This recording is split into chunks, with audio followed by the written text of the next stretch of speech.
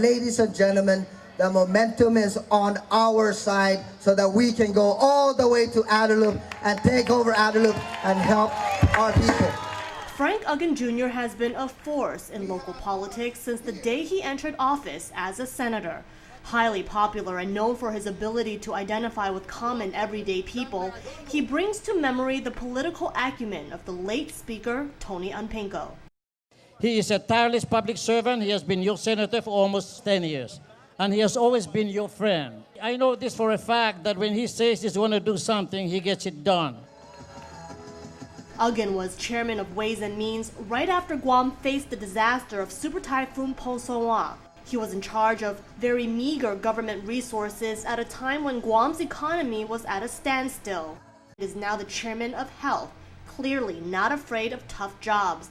But he will have to answer to those who disagreed with the 2004 budget that temporarily increased gross receipts taxes by 2% and reduced GovGuam work hours to 32. But possibly the toughest challenge of all may not be his record as a senator, but running for lieutenant governor with one of the most controversial yet successful politicians in Guam's history, Carl Gutierrez, at a time when our island community is looking for leadership that will help us find our place in the military buildup. We need to recognize our strengths, which is tourism, which is the military, and then build upon what we already have so that we can create locally established jobs and new industries or expand existing industries. And I think that really has to be our focus, because when you look at a $3.2 billion economy.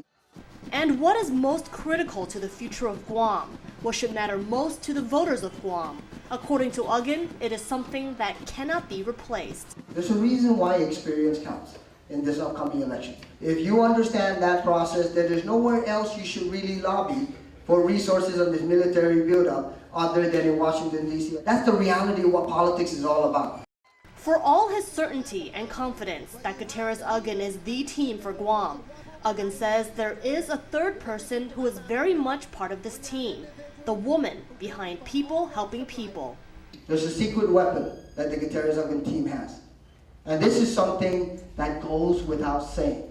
When you look at two individuals, one of whom was able over the course of 8 years to generate $2.5 million, and guess what? All those funds went back out to the people of Guam to be able to provide them direct support, whether it be medical, whether it be assisting them with their house, whenever a family lost their home or their home got on fire.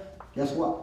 This individual stepped forward immediately and was able to be there from the ground zero and support that family. And I'm talking about First Lady Jerry Gutierrez. Perhaps Aguon's greatest asset is a realization that one person alone is not enough, that a team approach to solving problems is the way to meeting everybody's needs.